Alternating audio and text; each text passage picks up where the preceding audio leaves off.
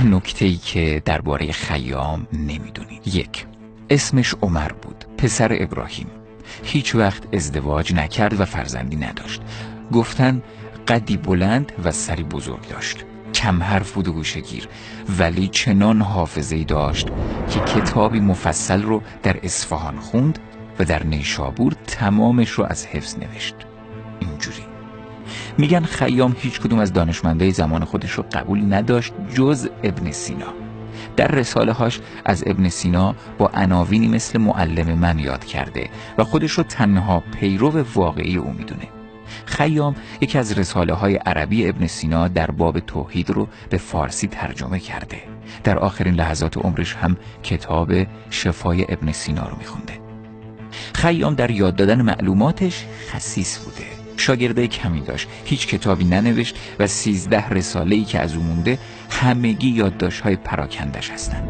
در یکی از اونها روشی برای حل معادله سه مجهولی به دست داده که ویل دورانت میگه شاهکار ریاضی بشر در قرون وسطاست. یکی از شاگردای با استعداد خیام عین القضات همدانی، عارف، شاعر و قاضی جوونیه که او رو به خاطر نوآوری‌هاش در فلسفه کشتن.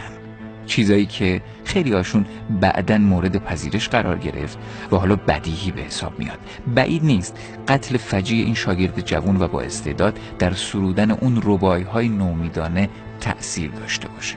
ملکشاه سلجوقی پادشاه معاصر خیام با اینکه خودش پادشاهی اهل عیش و عشرت بود، اما چون تمام کارها رو به خواجه نظام الملک سپرده بود، یکی از بهترین دوران‌های تاریخ ایران رو رقم زده. او برای خیام مقرری یا به تعبیر امروزی بورسیه سالانه 10,000 سکه طلا مقرر کرده بود. یا خدا. و در سال 467 از خیام و بقیه دانشمندا خواست که تقویم رو اصلاح کنن. تقویم خیامی حالا به اسم او تقویم ملکی یا جلالی خونده میشه. آخه چون جلال الدین لقب ملک شاه بود. این تقویم دقیق ترین کار بشر در گاه شماریه و 27 برابر تقویم میلادی دقت داره. شوخی نیست. سنایی و ناصر خسرو از دوستای خیام بودن. یه بار در هرات به سنایی تهمت دزدی زدن. او هم به خیام نامه نوشت تا از نفوذش در دولت استفاده کنه و او را از این گرفتاری نجات بده. این نامه قدیمی ترین سند به جا مونده درباره زندگی و احوال خیامه. جایی که خیام دفن شده باغ شخصی خودشه.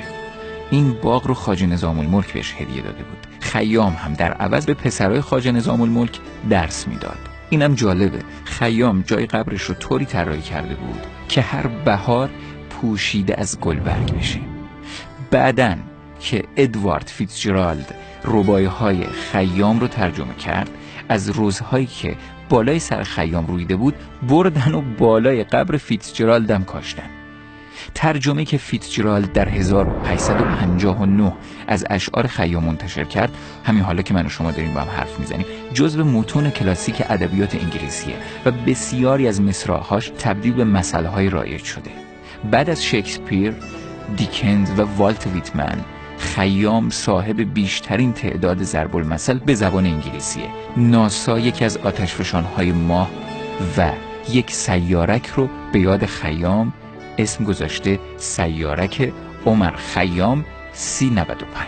خیلی از چهره‌های معروف دنیا شیفته خیام هستن. مارتین لوتر کینگ گفته بود شبا قبل خواب خیام میخونه. حالا راست و دروغش با خودش. مارک توین همیشه یکی از رباعی‌های خیام رو همراه خودش داشت. میگن هم رباعی که فارسیش میشه من بنده آسیم رضای تو کجاست. و اینم جالبه، خیام سوژه گفتگوی 2 نفر از کاراکترهای رمان گرگ دریای جک لندنه. برخس هم داستانی درباره خود خیام نوشته.